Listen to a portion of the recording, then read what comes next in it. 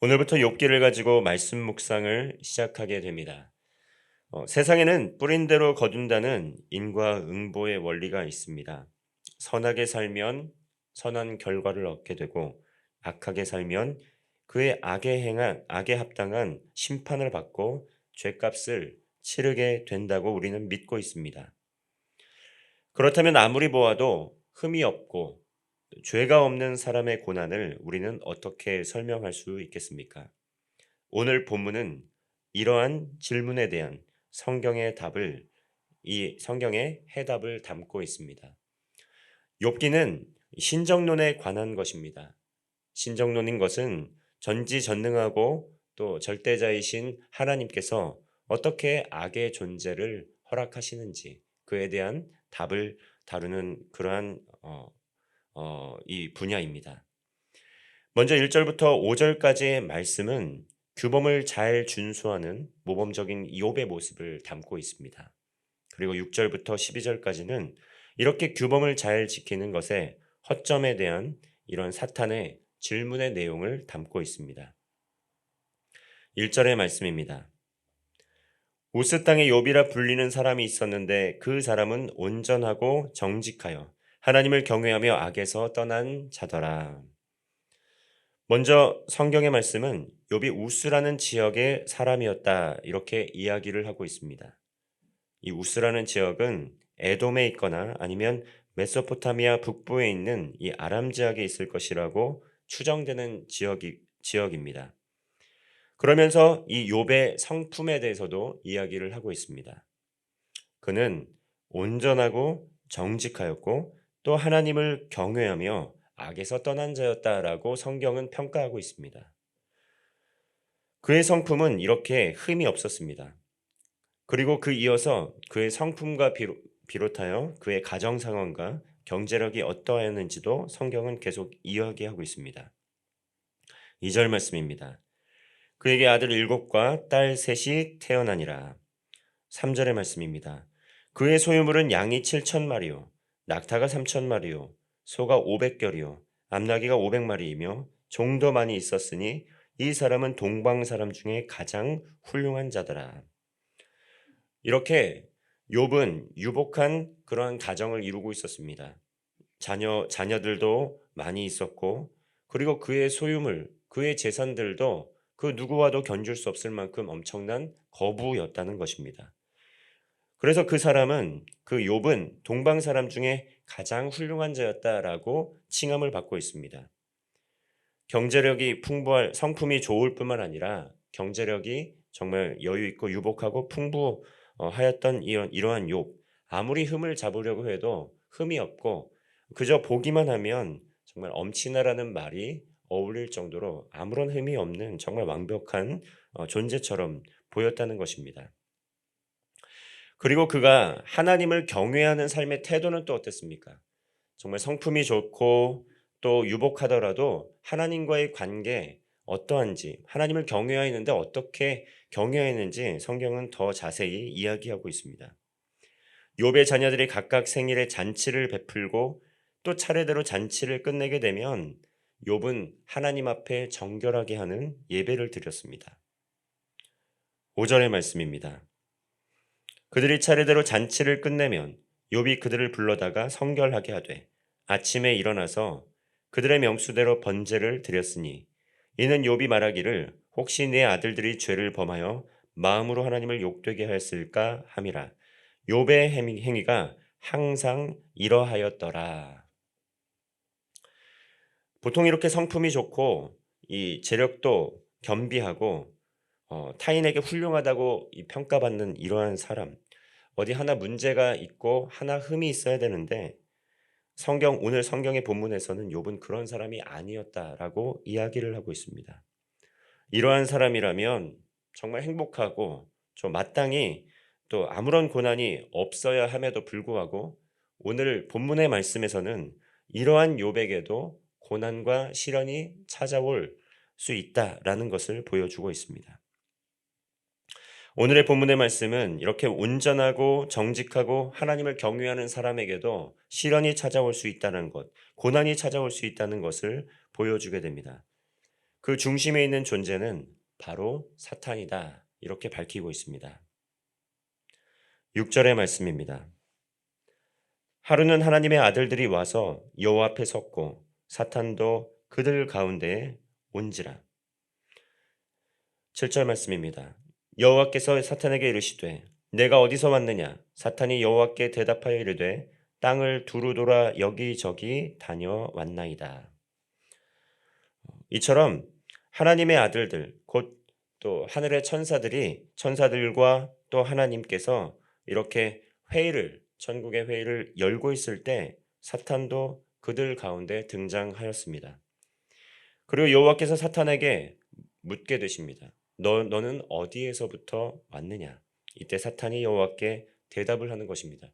땅을 두루 돌아 여기저기 다니다가 이곳에 왔다라는 것입니다. 이에 하나님께서는 사탄에게 말씀하십니다. 사탄아, 너는 내 종 욥을 주목하여 주의하여 보았느냐? 아무리 보아도 이 사람은 온전하고 정직하고 또 하나님을 경외하며 악에서 떠난 자인데 이러한 사람을 세상에서 본 적이 없다.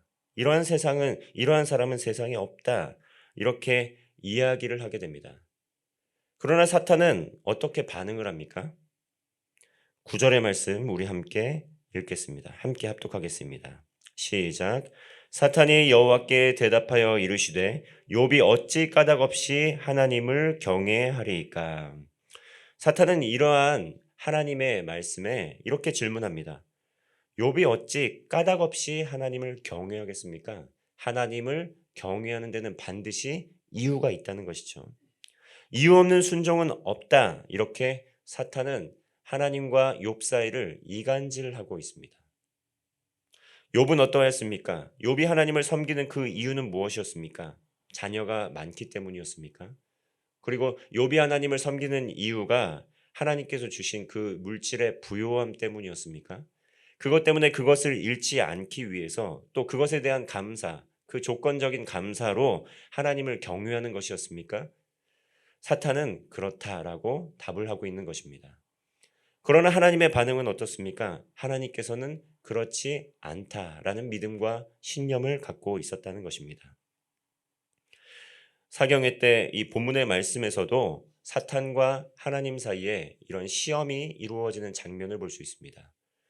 사탄이 또 예수 그리스도를 시험하게 될 때 만일 하나님의 아들이여든 이라는 제목을 가지고 그러한 질문을 가지고 그런 전제를 가지고 시험을 하는 것을 볼 수가 있습니다. 욥도 마찬가지 아니겠습니까? 당신이 만일 하나님의 아들이여든 당신이 자녀도 없고 또 자녀가 불의의 어려움을 또 당하게 되고 재물이 없더라도 하나님의 자녀임을 고백할 수 있겠습니까? 그렇지 않을 것이라는 그러한 믿음을 가지고 사탄이 앞으로 계속 시험을 하게 되는 것입니다. 그리고 사탄은 하나님께 제안을 합니다. 10절의 말씀입니다. 주께서 그와 그의 집과 그의 모든 소유물을 울타리로 두르심 때문이 아니니까 주께서 그의 손으로 하는 바를 복되게 하사 그의 소유물이 땅에 넘치게 하셨음이니이다. 욥이 하나님의 아들이라고 인정하고 고백하는 것은 다른 것 때문이 아니고 하나님께서 그에게 부어주신 소유물 때문이다라고 이야기를 하고 있습니다. 얼마나 욥은 유복한 환경 가운데 있었습니까? 7남 또 3녀를 뒀을 뿐만 아니라 이 많은 자녀를 두었을 뿐만 아니라 많은 재물을 가지고 있었습니다. 구약 성경에서 복 있는 자, 복 받은 자, 자녀의 축복이 있는 자들, 물질의 축복이 있는 자들을 복 있는 자라 칭하는 것을 볼 수 있습니다. 이처럼 욥은 하나님께 축복을 받은 누가 봐도 복을 받은 인물이었다는 것입니다. 그렇기 때문에 그가 누가 봐도 정말 부유하고 또 부유한 삶을 살았기 때문에 또 그리고 형제 관계의 우애는 어땠습니까? 7남 3녀 생일 때마다 함께 모여서 함께 떡을 떼며 교제하고 너무 화평하고 화목해 보이지 않습니까? 다 그것이 하나님께서 이에게 어떤 불편감을 줄 만한 어떠한 고난도 허락하지 않으셨기 때문에 하나님을 섬긴 것이라고 이간질하고 있는 것입니다. 만일 그의 소유물이 없더라도 하나님의 아들이라고 그가 고백을 할 수 있겠습니까? 그럴 수 없다는 것이죠. 그의 소유물과 재물 때문이라는 것입니다.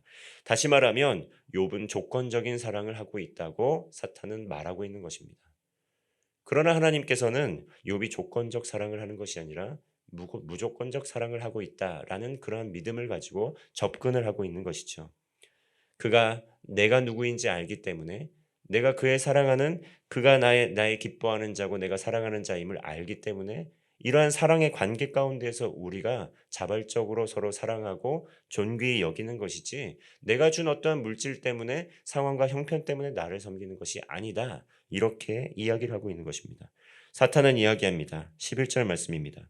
그렇다면 이제 주의 손을 펴서 그의 모든 소유물을 치소서. 그리하면 틀림없이 주를 향하여 욕하지 않겠나이까.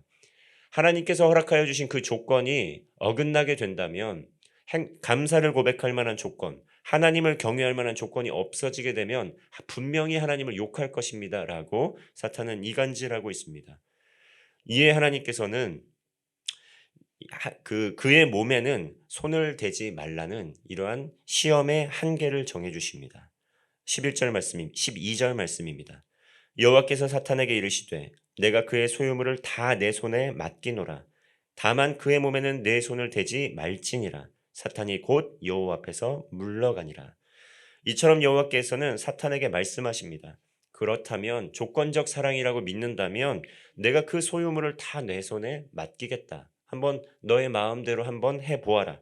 하지만 그의 몸에는 손을 대지 말아라. 이처럼 하나님께서는 한계를 정하시는데 그것은 바로 생명이었습니다. 생사화복의 주권만큼은 사탄에게 맡기지 않는다는 것이죠. 사탄의 손에 허락하지 않는다는 것입니다.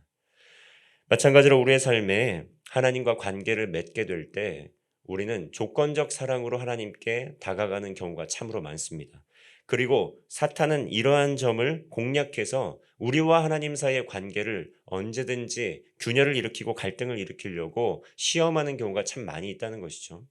내가 만일 하나님의 아들이라면 너는 왜 육신의 연약함을 가지고 있느냐? 내가 만약 하나님의 아들이라면 너의 경제력은 왜 이렇게 어려움 가운데 계속 흘러가고 있느냐? 내가 만일 하나님의 아들이라면 너의 자녀들은 왜 이렇게 어려움이 많느냐? 이렇게 우리에게 질문해 온다는 것입니다.